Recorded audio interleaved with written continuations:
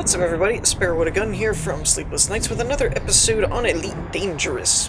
We're starting off actually mid-jump, which is just kind of new. I thought it'd be a little bit of a change of pace, because basically I was going to have to do a jump anyway to get out of the non-super cruise mode, and so it just kind of made sense to just do it that way. Save a little bit of time.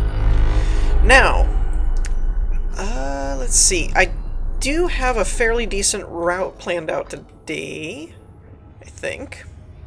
So I detoured a little bit. Originally we were going to go this route, which as you can see is where the bookmarks were set up, but I ended up veering upwards a little bit into this Eagle Nebula. Okay? Now the fun fact here is I actually got a comment regarding there's a whole route plotting site, I guess, for Elite Dangerous, which I had no idea about. And I'll do a little bit more detail as we get a little further on the map. But let's see. The interesting part to that was the route that was shown. All these planets end up looking the same, by the way. I don't know if that's consistently a thing or if that's just a glitch or something. But anyways, it's funny because the route that was sent to me through that link type of thing, there's apparently a bunch of different routes, but to the actual Jacques station, there was one that was basically kind of showing different sites and things like that. Places you could go, things you could see. And the funny part was I started looking at my route, and when we stop for refueling, I'll go into a little bit more depth of what I'm talking about. But when I looked at it, I realized other than one of the stops so far, I've actually done kind of the same thing. And it's basically just been me going, oh, that looks cool, let's go over there. So that was kind of interesting. Like, the first point was the Lagoon Nebula, which I believe we've already been to. And the one we're headed to is actually the Eagle Nebula, which is another one on that list. Now, the only thing that we missed so far on that route, which would be kind of out of our way now, it wouldn't have been had I gone that route to begin with, was the Omega Nebula. That one I kind of already passed, but the way the route that was shown to me, that was sent through the comments and stuff, the way that one actually went was like almost like a sightseeing tour. It was kind of like, you know, you're headed to this point, but here's some interesting things along the way. Like, it starts off with the a black hole, which I'm not 100% sure, but I think that was kind of originally where we went when we started exploring. I think I went out to that, and then I had come back and stuff like that. So I didn't do it on this particular run to Jacques Station, but it's just kind of funny, because I was like, okay, now how could I detour? Oh, I was kind of headed that way anyway, and ultimately probably would have picked the same things. Like, that looks like a cool one, let's go check out that. There is a really interesting cluster that I've targeted, though, that I want to show as to why, that I hadn't really run across before within this nebula that we're headed to. That one's kind of new, essentially. I've never really run across it, so I'm curious both to see how it comes out in... Oh, that scared me. I was like, I'm not out of fuel, am I? Drive charging. Our last stop on this run so far is going to be our fueling point, because we won't have any more fuel, but our last one is scoopable, or refuelable, or whatever the... You know, that's another thing that somebody brought up a couple episodes back, and I kind of agree. It's one of those, like, I don't think scoopable is a word. I don't think that's a thing, but I don't really know what else you would use to describe stars that can be scooped from. They're scoopable. So it's kind of one of those, I don't know if that's like the official term or what. Now, because I have a little bit of a close call here with my fuel situation, I want to double check this and make sure that I'm in the right spot. Okay, I am. I'm like looking at my fuel tank and it's like, if you mess this up, you're probably screwed. You know, we talked about that in the last episode, how if you give yourself a little bit of breathing room, even if the star you ended up on wasn't quite scoopable, you could just jump over real quick to a close one, but that little bit of fuel I've got left right there, I don't know about that. That's a really close shave. So, there's that. But yeah, I found this route to be kind of interesting, that I was kind of doing the same thing on my own and didn't realize it. I think that's kind of funny. Alright, let's get ourselves fuel scooping into the proper positioning here. And I think we had come to the conclusion 500 was doable for fuel without overheating. I want to say that's what we decided. And let's level off. There we go. That should work. Alright, into the galaxy map. Okay, so here's what I was getting at. We started somewhere over here this episode, right? And as you can see, our route has kind of started curving because essentially I'm heading toward... Actually, I'm a little off there. But I was kind of curving so that we can head towards the station. But the fun part is the nebulas in question. Again, I don't know where the black hole is. Because I was basically just told where that was. Like, scooping complete. Wow, that was fast. I was basically just told where that was in terms of what system to look for, and I just searched it and went there. So I don't really know, in relation to my route here, where that actually is. But somewhere along this route... Where is it? There it is. There it is. The Lagoon Nebula. So we went to here. That was Herschel 36. So we went to the Lagoon Nebula. That was like the second stop. The first was like Thor's Eye or something, which was a black hole. And then the second was Lagoon. And then the third was the Omega Nebula, which by my eyes was a little out of the way. Actually, it would have worked because it would have put me in line there. So it wouldn't have really been out of the way from there to there. But I didn't really pick up on it that much. So I didn't do the Omega, but then the next one was the Eagle, which, as you can see, I was starting to veer towards anyway. So it was just kind of an interesting situation on how that all came about, and it was like, okay, I'll reroute and follow this new route thing, because this is kind of a cool idea, only to have it turn out that I was kind of headed in that rough direction anyway. Let's see how... Okay, so our last one is scoopable again. That's good to know. Now, I just noticed something. I don't know what that is down there. Oh, that's just a backdrop, I guess. Because that's outside past the map. Okay, I saw another galaxy-looking thing out there, and I was like, what is that, I wonder? But the thing I was talking about in terms of something I hadn't encountered before is we've talked before about how the density of stars is getting closer. But watch what happens when we close in on the Eagle Nebula. Look at this. It just goes nuts with all these different stars in this little pocket. So I'm very, very interested to see what all that's about. Now, this nebula is actually a little bit bigger than originally I thought it was.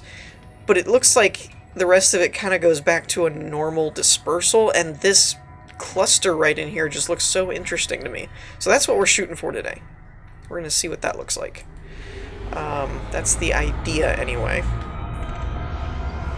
Let me make sure I scan this. I'm pretty sure I did. Okay. And once we get far enough that our heat starts dissipating, I will start charging. Fuel scoop disengaged. And we'll pull up the system map real quick. I haven't been doing that too much just because... Oh, well, not much to see here.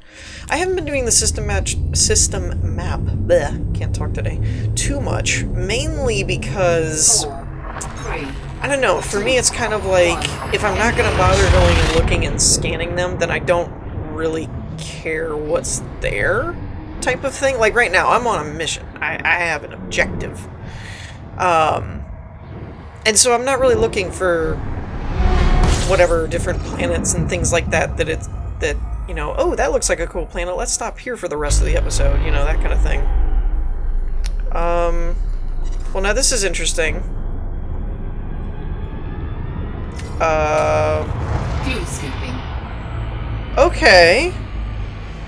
This is new. My controller is working Fuel scooping fine. Complete. Warning, temperature critical. What is going on here? Yeah, so my controller says it's working, but I think it's completely hung up because I'm just flying in circles. Give me a second. Okay, well, that was odd. I did end up taking damage from that emergency stop, but that was weird. I've got control again. That was funky. Like, okay, so I get when, like, well, I don't really have a whole lot of options here. 4, 3, 2, 1, engage. I don't know how the new heat system works. They've tweaked that a few times that I have to admit I don't really know how it works now. Warning, temperature critical. The way it used to work before was, I think if you hit 100%, it was like it would cause hull damage and stuff. Let's see if we hurt anything. I don't think anything got hurt more. Of course, I could have used a heat launcher, or a heatsink launcher, but, you know, that would have required me to remember I have them. I really don't. I never really remember that I have those things. Charging. I probably should check my map, too, and make sure that our stopping point is going to end up being the same. Let's see. Okay. It's at least scoopable. I don't know if it's the same place or not. That was really weird. So, a lot of you already know that I use a DualShock 3 from a PlayStation 3 controller for playing my PC games the majority of the time. Basically, if they allow me to, I usually do. The exception being Subnautica. I'm not a big fan of the controller on Subnautica so at the moment. I know that it's been in the works because they're wanting to do the Fuel scoop disengaged. the Xbox version, or I could be wrong, maybe they already released the Xbox version, but I don't think they have. I know it's in the works though, so they've been working on PC controllers. But I've never really been much of a fan of the that one for some reason. I think it's games that you play long, and Space Engineers. It's games that you play long enough, you get used to the keyboard and mouse, and then once they, like, retroactively put in controller support, then it feels weird, as opposed to something like Elite, where I played for, like, 5 minutes on keyboard and mouse and switched to a controller, because I just couldn't fly anything. So, I think it's one of those that, because I've just used a controller most of the time, anything that basically starts with that option, I end up being the most comfortable with it. Some people talk about, you know, joysticks and throttles and stuff like that. It's kind of one of those, like, I see it for diehard piloting people, but for me, I don't really play games that require you to pilot ships or fly planes or, you know, stuff like that enough to merit the purchase of a full-on joystick thing that when I already had another controller lying around, it was like, why not? But yeah, so I have it two different ways. I have a USB cord for when I decide it needs to be charged, because I don't like plugging it back into my PlayStation 3, because then it gets confused on what it should be hooked up to.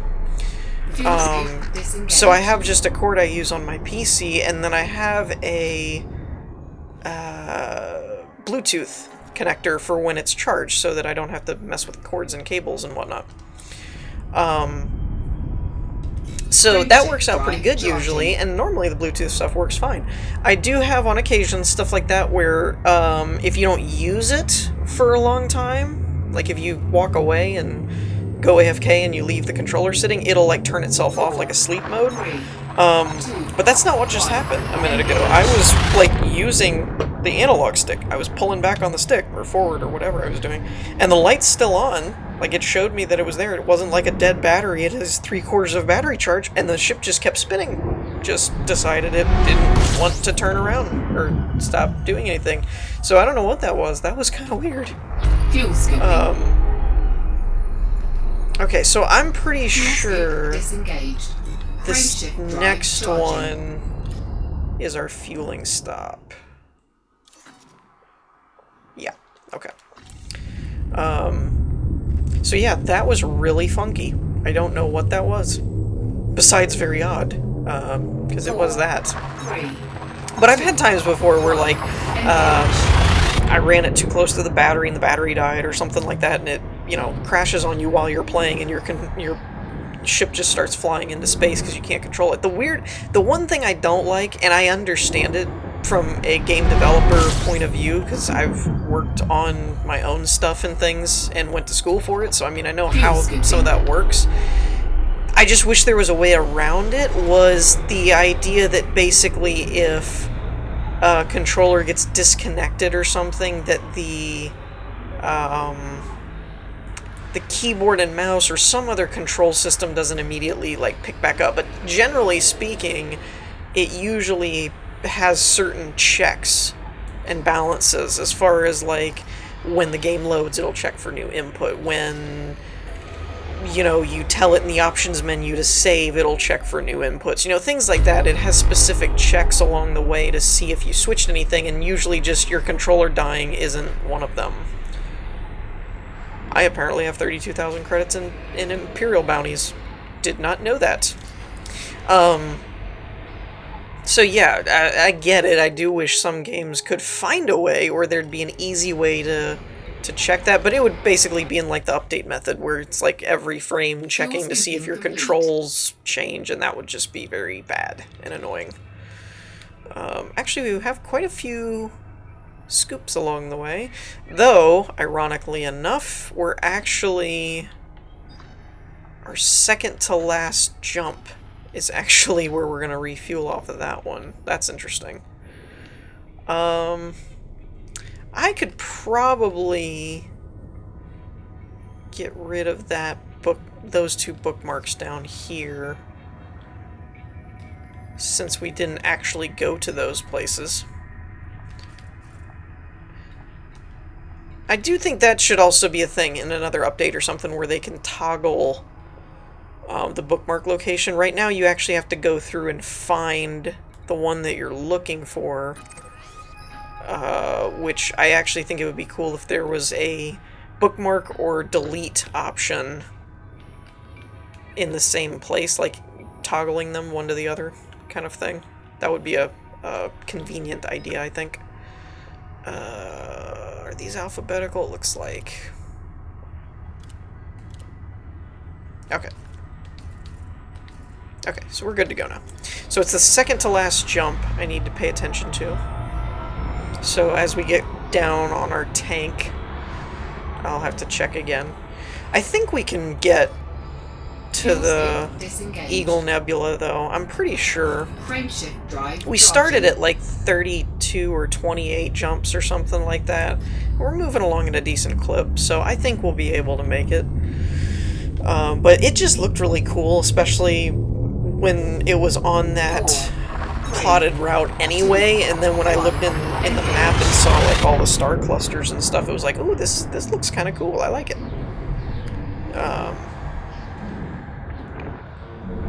So I figured it'd be...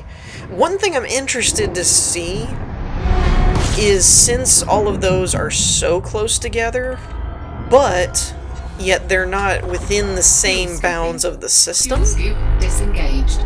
By that I mean like you'd actually have Frameshift to drive charging. frameshift drive over to another star, even if it's like 5 feet away.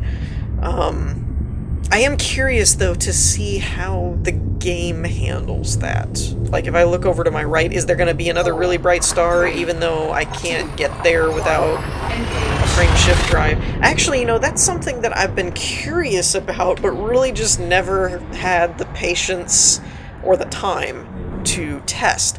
So some of these stars that are really close together, right? Like, these are light years apart, and you'll see it's, you know, greater than a year.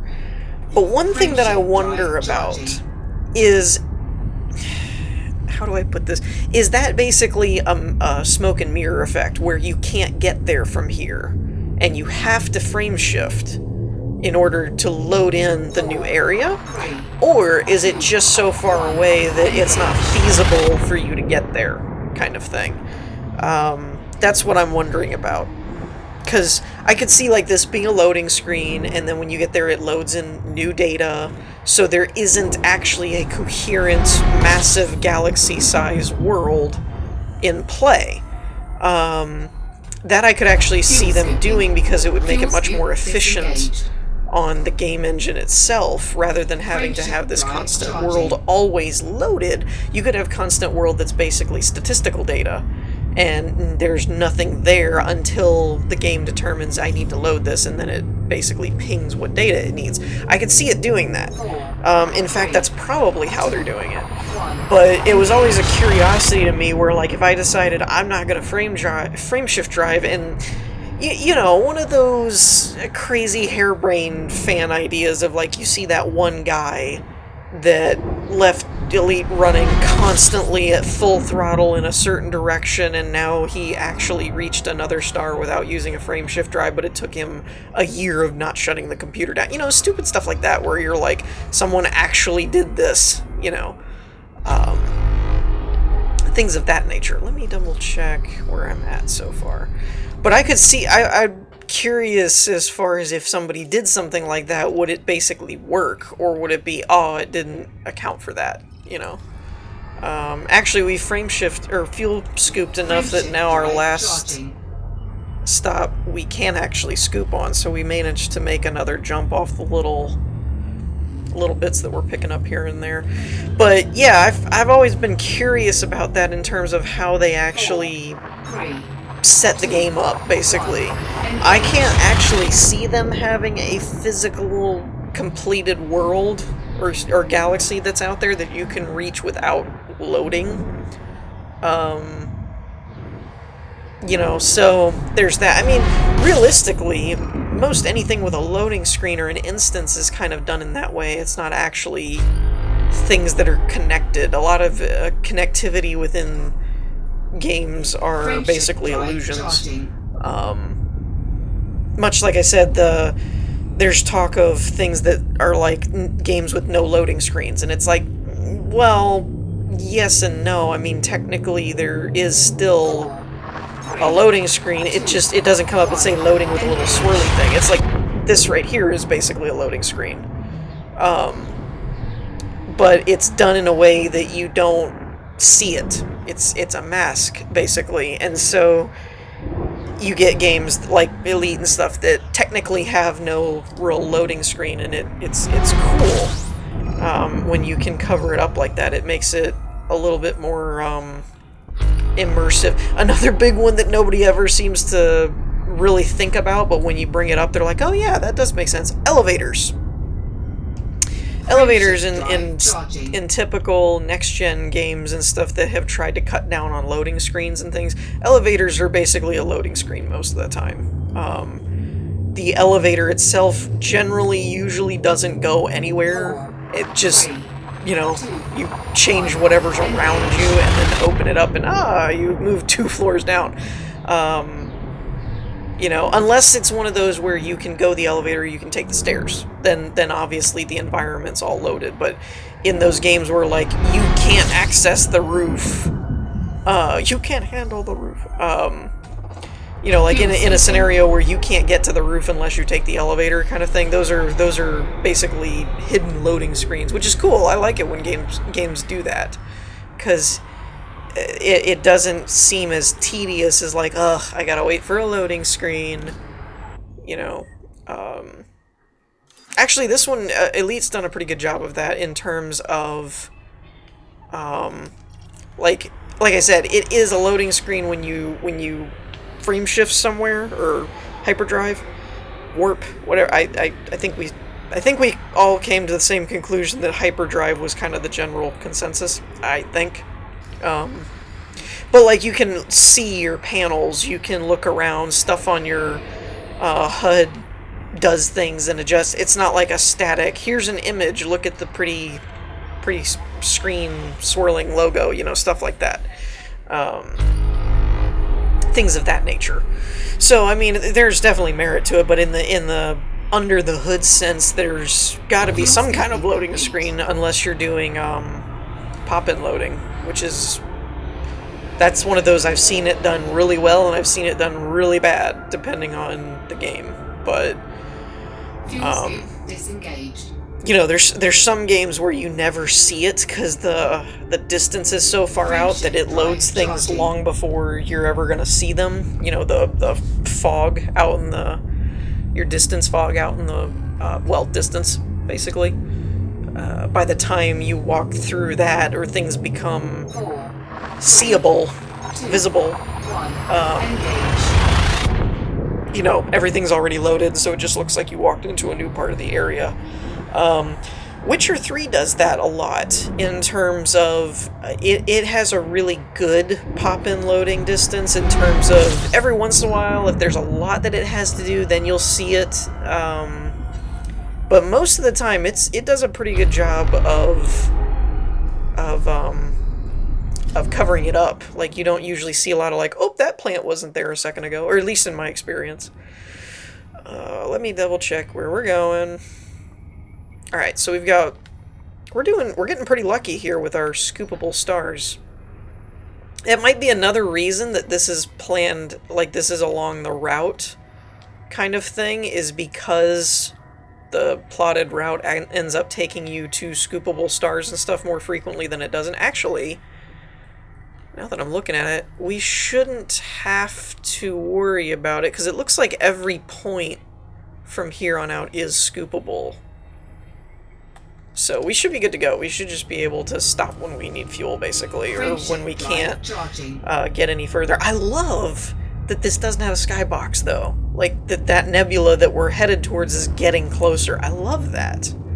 I didn't realize that for a long time. I thought all this was just, like I said, kind of the smoke and mirror of gaming. A lot of you are familiar with Caden Red Pearl, who is frequented on my channel and helps me with Dog Squad and stuff like that. Him and I talk frequently about game design, since we're kind of working on our own in the background of things. And, you know, we talk about that kind of stuff, how I joked with him once that basically game developers are magicians. It's all about, like, covering up things and making it immersive to where you feel like everything that happens in the game is supposed to happen, type of thing, and you don't get any of the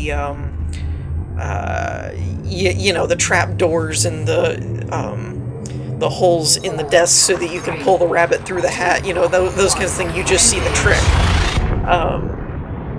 and stuff like that. So and some developers are better at it than others. I mean, you got people that are more of the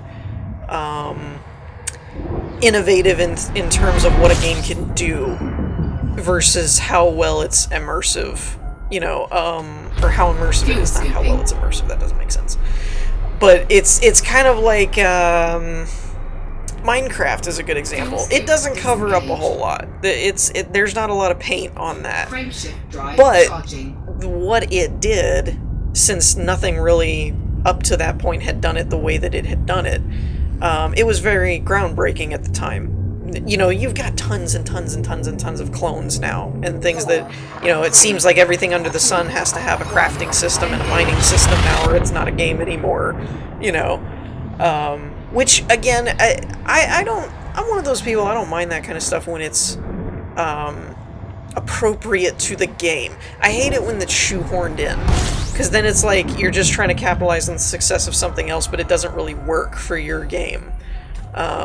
Fuel scooping. You know, it's like a lot of these RPGs. You know, you get stuff like I'm trying to think of one offhand, because I remember there was a few that did it, but like Mass Effect and stuff that you're like, this is really cool, blah blah blah blah, and then there's like this multiplayer, and you're kind of like, why? You know, and then there was like multiplayer. You know, then they did that stupid multiplayer pass thing for a while and stuff, and you're, again, why? You know, it was kind of one of those, like, I understand that people like being able to, like, play with friends. That's basically the entire reason that Elder Scrolls Online came about, was everybody wanted a Skyrim with friends kind of thing. But there are certain times where it's kind of like, but know your game, and if it's, like, gonna detract from the experience, then, like, don't shoehorn it in there just because it seems to be the industry thing to do, you know. Now granted, most RPG type games where you're doing loot, you're trying to level up, you're trying to advance, you're trying to get better equipment, better gear, crafting, that kind of goes hand in hand. I mean, I'm not sure about mining, like go out with a pickaxe and stuff, but that kind of goes hand in hand with crafting, that if you need more resources, you have games where you can just buy them, or they're given to you through quests, but then there's other games where you can, like, Skyrim actually has that mechanic, I just never used it. But there's the mechanic of, like, you know, if you have a pickaxe on you and you see an ore vein, you can actually mine it and get the ore. Which is a neat idea. I think where Minecraft really broke the mold was the ability to deform the world while mining, and then take the materials and, like, rebuild it into something else. You know, you could actually dig tunnels, it wasn't like, this vein is here, and then once I mine it, it'll just disappear and the rest of the map shows up. It was like, oh no, now there's a hole in the ground. So that part made it a little bit more unique, and then the ability to gather up and build on top of not just craft armor, but, like, you could craft planks and steps and things like that and actually build, I think really made it innovative. And then on top of it, you had the third pillar of procedural generation, where it just went on forever, and, you know, you had an interesting game. But graphically, I mean, it's a bunch of boxes. It looks like a 3D old Nintendo game. You know, it's not really reinventing the wheel. And then, of course, you've got the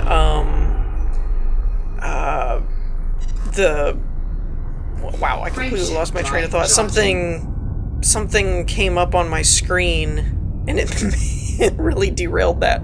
Oh, I was gonna say, like, you know, terrible pop-in loading. You can see it a mile away. There's times where if you've loaded too much, then you just see the end of the world, and you can see all the chunks, you can see the chunk lines, you know. So, I mean, like, it did not do well at the smoke and mirrors side of things. It just let you kind of, it was basically Legos. It was like it let you do whatever you wanted to do, and it just really appealed to, like, everybody. And that's why I think it did so well. And then, of course, you add now you can have servers and play with friends, and, of course, like, has been frequent on my channel, then there's, like, modded stuff and, you know, things of all that nature. And so it ends up being really, it's kind of almost like Photoshop. It's like, it can probably do it, it's whether you know how to do what you want to do. Which is really cool, and it came out, you know, very interesting, but it doesn't do as well as something like Elite or something like that in the terms of immersion of believability and, like, getting lost in this is its own world.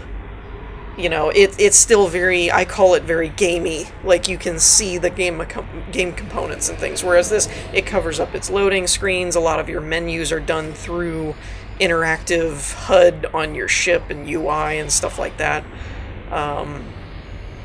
So they did a good job in that regard of kind of essentially masquerading you know, as this is an actual world that you can believe in type of thing. And that's what I mean by the smoke and mirror side, that there's, you know, games should always be fun and do stuff and let you do things and whatever, but I do believe in...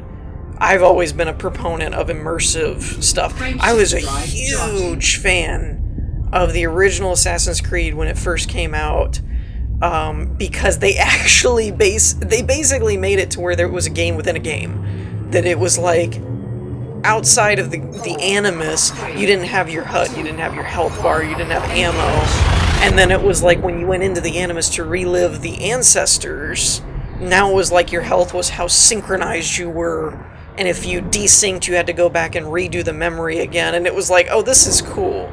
You know, they basically set everything up to where it was like all within the game, the framework of the game, essentially.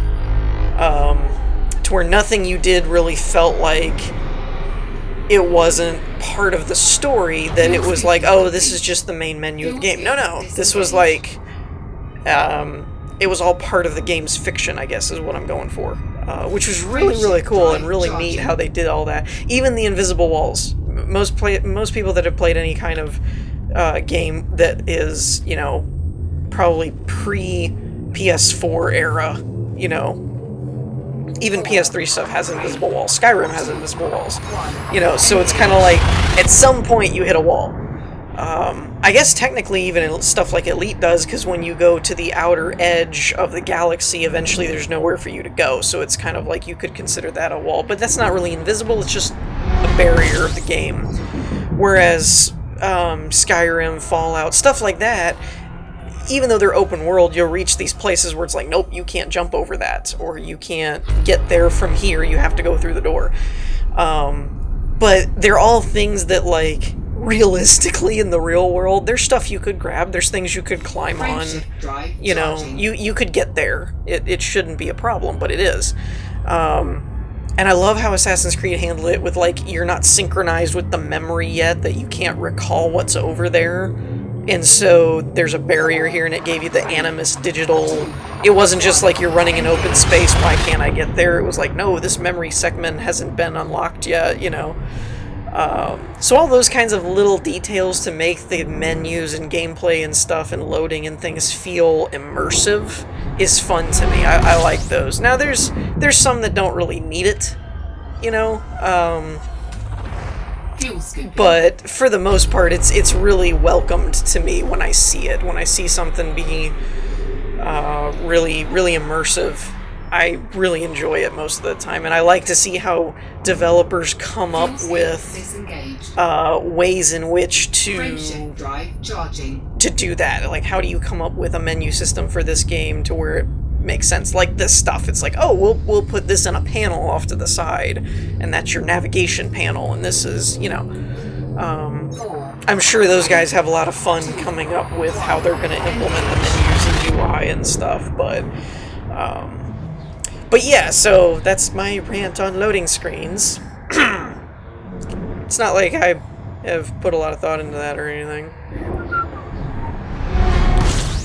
Speaking of which, that rant seems to have ended around the same time that we actually reached our destination. Which, I'll admit, let's see, let's get a little closer. This is what I wanted to see. If we're in this star cluster, I wanted to see what the stars look like. That should be good enough. So they are definitely closer. Like, you see those are really dim and scattered, and then over here there's like a lot of them. So it definitely does show up closer, but they are a little bit further away than I expected them to be. I thought they might be a little bigger at the viewpoint from here. But that's still really cool, though. I can't get over the fact that this isn't actually a skybox, that they... Those are the kinds of things that make me wonder if I just left my ship cruising at a certain speed, would I eventually get to that star out there if I just let it run for 2 years or something. I think I forgot to scan this. Either that or there's nothing here. Let's check the system map. But yeah, that's pretty cool. Yeah, there's nothing here. Okay. I do really like that. That is pretty neat, how they did all that.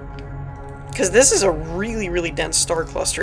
Again, it makes me wonder how the center of the galaxy will look, because the center kind of does this, where there's just like a ton of... Though I will say, these are really...